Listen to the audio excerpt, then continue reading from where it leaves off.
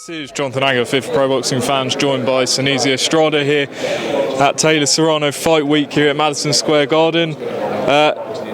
Seniesa, Eddie Hearn told me that every significant female fighter is here this week. Tell me what this fight means. Oh man, do you want me to hold that? Or? No, it's cool. Sorry.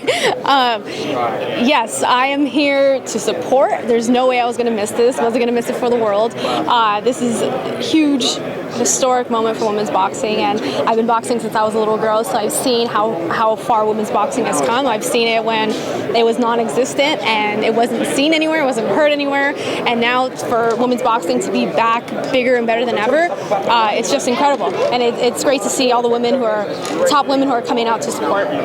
When did you first come across both Katie Taylor and Amanda Serrano? I've known about them both since I could remember. Amanda's been around for a very long time. Katie, of course, hearing about her from the coming out of the Olympics. And they both completely deserve this moment and this spotlight, so I'm just excited to see this great fight. Break it down for me. Where is this fight won and lost for you? Where's this fight what? I'm sorry. Where's it won and lost? How did both fighters win this? Oh man, okay, so this is not just my opinion because I don't want to be biased. I'm a fan of both, and I think this fight, it's a 50-50 fight. That's what makes it so exciting and so intriguing. I think if Katie Taylor boxes and moves, I think her feet are faster. So if she boxes and moves, uses speed and counterpunching, I think that's where it benefits her. And I think if she stays in the inside with Serrano and tries to bang away, that's where it's going to benefit Amanda. So it just all depends on who comes with the right game plan and who can stick to it from the first round to the last round. I've heard people saying this week that Katie Taylor's shown that she's slightly on the decline over the last few fights. What do you think of that? She's fighting tough opponents. I don't think it's a decline, I think Katie and Amanda, this is such a big moment for them that they've trained so hard for this fight, and this is gonna be a fight where their greatness is gonna come out of both of them. All right, let's go on to your career. We haven't seen you in the ring for a while. What's going on? When are you next out?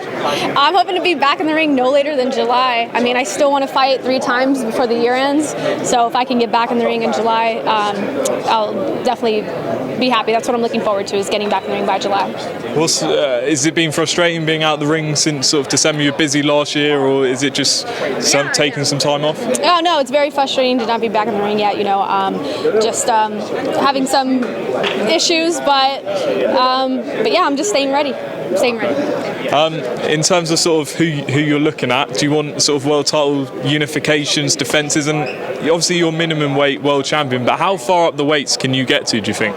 Well, I've won titles in 3 different divisions, so 105, 108, 112. I'm trying to stick to one weight class so I can have all the bouts at one weight class. So minimum weight is the first weight class that I want to go for. Hoping to have a unification fight next, but if not, then I'll just do a title defense for my WBA minimum weight title. And sort of you've become sort of a bit of a star recently. We all saw that 7-second knockout. What is sort of the goals for you sort of in the next year or so? I would like to be just undisputed at a weight class, and then move up, take bouts on the next weight class, and then go to 112 and whoop Esparza again for all of her bouts. Any plans to come to the UK and fight? I would love to come to the UK and fight, yes, definitely.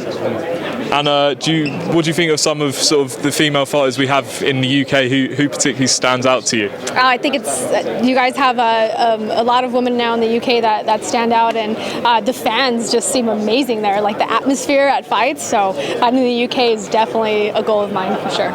We have another big fight coming up, which isn't announced yet, but we know it's happening. Savannah Marshall against Claressa Shields. What do you think of the fight? That's going to be another huge fight for women's boxing. That's going to be an exciting, competitive fight. And then, of course, you have that beef and that rivalry because Savannah has defeated Shields in the amateurs. So, yeah, that's going to be a great fight as well. And we saw Tyson Fury defend his world title Bivol last year. Last week. What did you make of his performance? Oh, it was great. I love Tyson Fury. He's been one of my favorite fighters for the longest time. He's just an inspiration. I love his book. I've read it over 5 times. I think he's just all around just awesome. So that was a great win last week. And next week in Vegas, Canelo against Bivol. How do you see the fight going? That's going to be a very tough, challenging fight for Canelo. I think Bivol he fights well going backwards. He uses a very good jab, and I think it's going to be one of the toughest fights for Canelo that Canelo's had in a while. But Canelo is the best in the world right now. He's the GOAT, and I don't see anybody defeating him, no matter how much bigger they are. Brilliant. And just for sort of some of the fans that want to know a bit more about you, what was it? Just talk us through sort of your background in boxing. What attracted you to the sport? When did you all start? So I was born and raised in East Los Angeles. Started boxing when I was 8 years old. When I was a little girl, about 5, 6, 7 years old, I would watch boxing with my dad. My dad was just a huge boxing fan. His favorite fighter is Roberto Duran. So we would watch a bunch of fights together. And one day I said, "Dad, do girls box?" And he said, "Yeah, they do, but there's just not that many." And I said, "Well, I want to box." And when I said that, he was totally against it. Didn't want me fighting. But I stood persistent, and I kept asking him to take me to a gym. So he took me to a gym one day, and I would believe like the first 2 weeks of training, he put me in the ring to spar with the boy, so the boy can beat me up and make me cry, so I wouldn't want to go back because he didn't want me fighting. So I get in the ring for the first time, about 2 weeks of training, beat the boy up, make him cry, and then the boy never came back to the gym. And after that, my dad's whole mindset on me fighting completely changed, and he was supportive ever since then. And I kept boxing and never stopped. I had over 100 amateur fights, 2-time junior Olympic champion, USA Nationals champion, won just about every tournament as an amateur. Yeah. And who do you spar, sort of male and female? As a young girl coming up, I sparred nothing but boys. Joseph Diaz was one of my main sparring partners. A lot of the top men now who are world champions, who I grew up with in boxing, were my sparring partners. Like who? Joseph Diaz, a lot of just local California fighters. Yeah, they're champions now, so it's awesome. They made me the fighter that I am. Sparring with boys who were just talented and tough, and made me even better. And just finally, we see you on DAZN a bit, doing sort of the commentary and punditry. How do you find that, and do you see that as sort of what you want to do after you hang up the gloves in many years? Yeah, it's definitely something I enjoy doing. It's something that I plan on doing. I'm sorry. Something that I plan on doing after my career as well. So I've been having fun with it. I love it. All right, Seniesa, thanks for talking to pro boxing fans, and we look forward to seeing you back in the ring some point in July. Thank you.